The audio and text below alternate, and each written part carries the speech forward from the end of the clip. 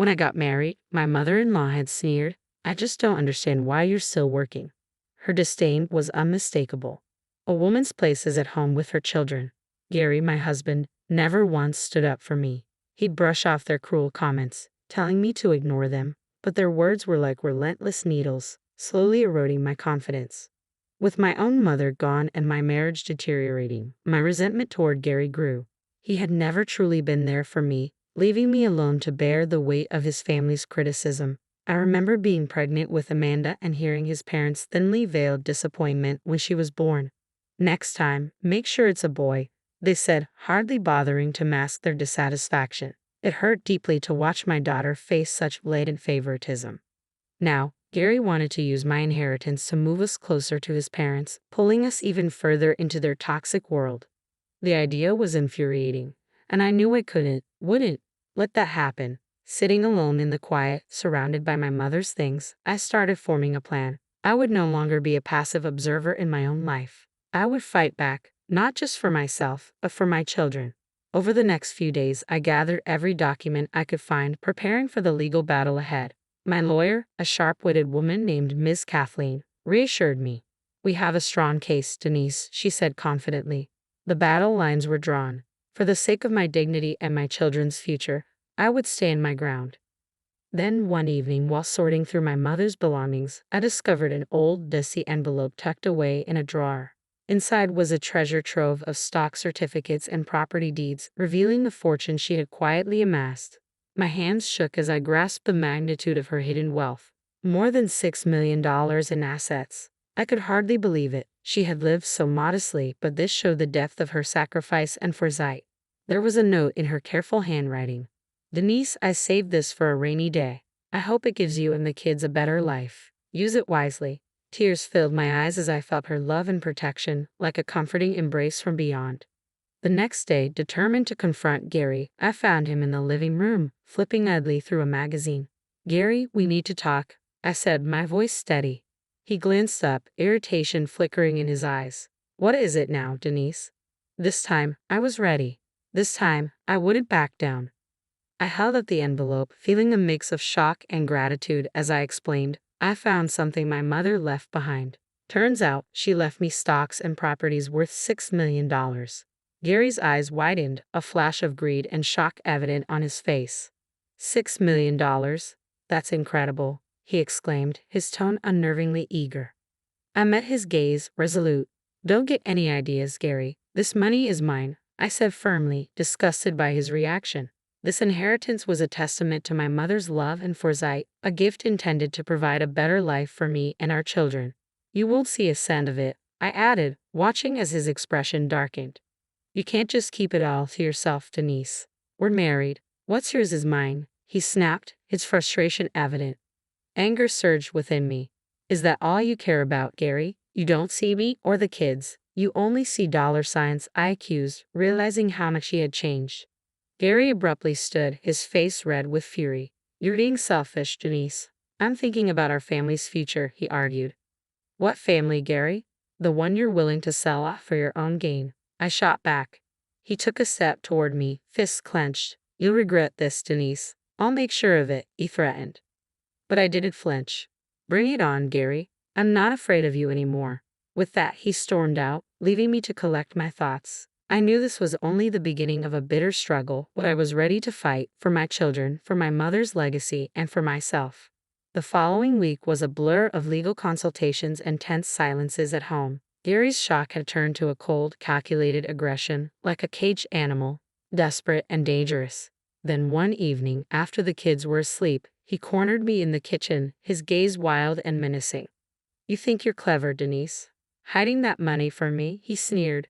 My heart pounded, but I held my ground. "It's not about being clever, Gary. It's about doing what's right.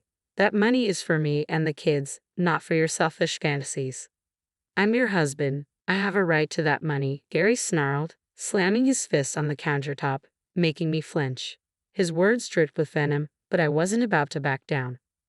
"A right to what, Gary? To a woman who won't be bullied into giving you everything?" I shot back, meeting his furious glare. His face contorted with anger. "You'll regret this, Denise. I'll make sure you don't get a dime of that money," He spat, his voice thick with menace. But despite the fear his threats stirred, my resolve only hardened. I was determined to protect what my mother had entrusted to me. Is that a threat? I demanded, standing firm as he leaned in close, his breath reeking of bitterness. It's a promise, he hissed. I stepped past him, my heart pounding but my resolve like steel. We'll see about that. The court will decide, I said, striding away as his venomous words echoed behind me. You're going to end up with nothing, Denise. Nothing. The following day, I received a call from my lawyer. Denise, Gary has filed for divorce. He's claiming half of your inheritance, she informed me.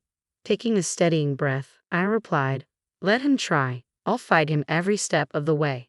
Ms. Kathleen's voice was firm with reassurance. Don't worry, Denise, she said. We have a strong case. Justice will be served. That night, as I lay in bed, my thoughts turned to my children, sleeping peacefully in their rooms. This battle wasn't just for me, it was for their future. Gary had become a stranger, consumed by greed and resentment, but I was no longer the woman he thought he could intimidate. As I drifted towards sleep, I pictured the courtroom, the judge, and myself standing tall, not just for the inheritance, but for my dignity, my children's future, and the quiet strength my mother had instilled in me. The legal fight was brutal. Gary's tactic was obvious, to paint me as an uncooperative wife hoarding the family's resources. But his arguments were flimsy, rooted in desperation rather than substance. During a mediation session, in a last attempt to reach a settlement before trial, Gary sat across from me, his lawyer by his side.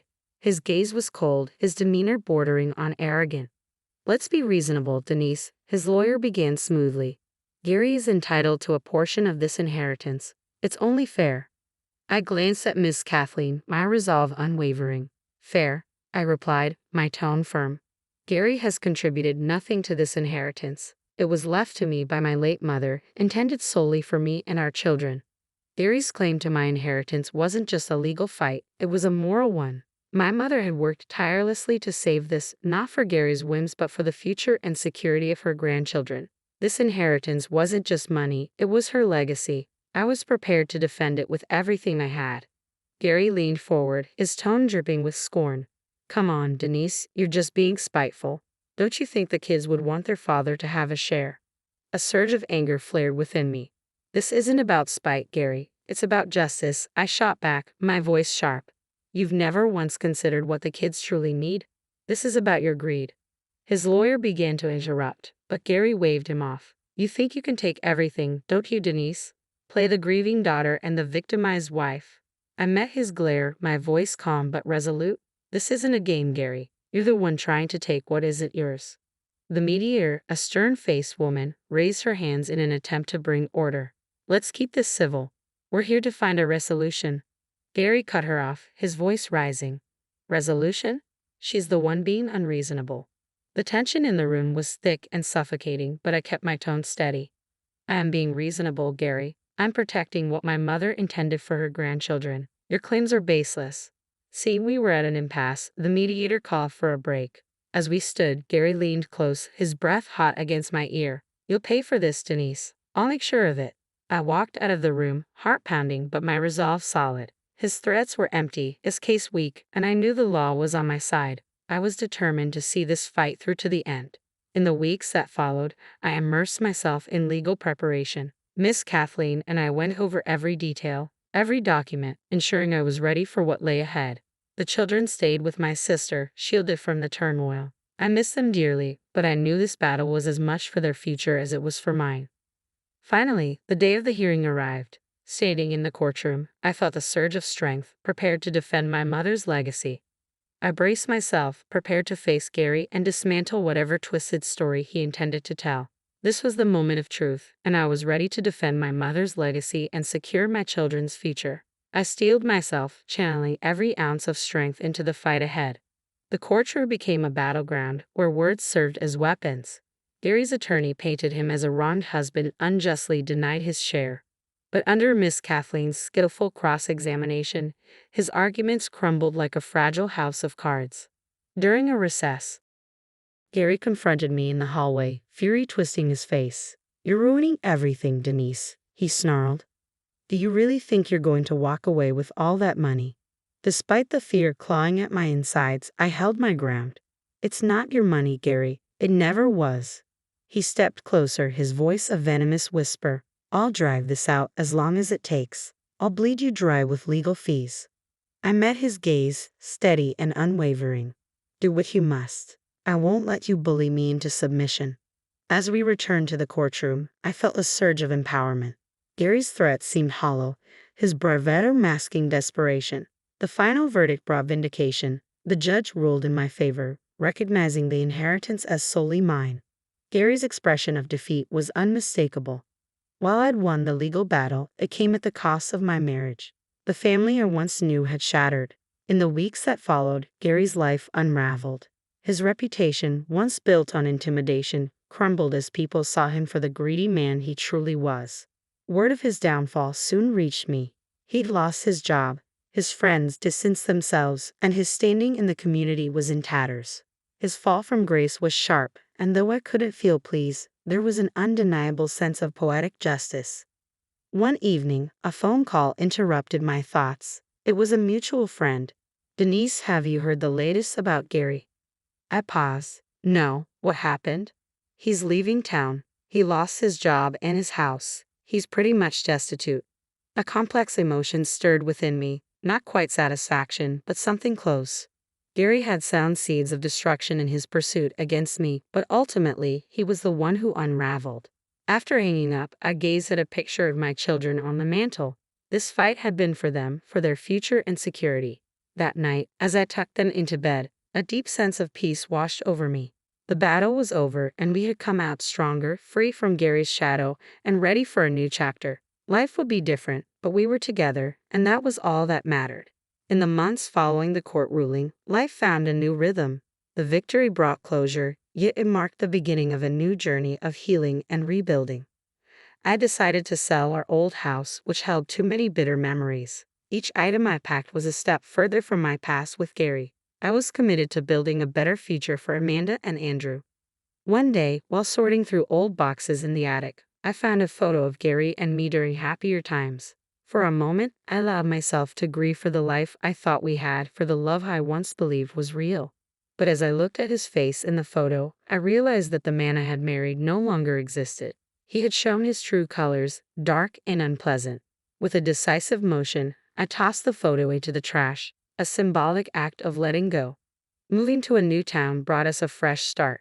I found a cozy home in a welcoming neighborhood, and the kids quickly made friends at their new school. I immersed myself in my writing, finding solace in the worlds I created. One evening, as I was tucking Amanda into bed, she looked up at me with her big, innocent eyes and asked, "Mom, do you miss Dad?" The question caught me off guard. "Sometimes I miss who I thought your dad was," I said softly, "but we're better off now." It was true. Despite everything, we had found a way to move forward, stronger and more united. "We're a strong team, just the three of us," I added, and she nodded with a maturity beyond her years. "I like it here, Mom. I like our new home," she said, her words warming my heart. We had come a long way. As I lay in bed that night, my thoughts turned to Gary's downfall. His greed and malice had backfired, leaving him with nothing. While I took no joy in his misfortune, there was a sense of justice in the outcome. The road ahead for the kids and me would be long, but we were finally on a path to healing. With the inheritance securely invested, I knew it would provide for their education and their future needs. I closed my eyes, thinking of my mother. Her strength and foresight had been our salvation. In her wisdom, she had given me the means to protect myself and my children. As I drifted off to sleep, I felt a profound peace. The storm that had once threatened to uproot our lives had passed, leaving clarity and hope in its wake. We had weathered the worst, and now, with a new day dawning, it felt like anything was possible.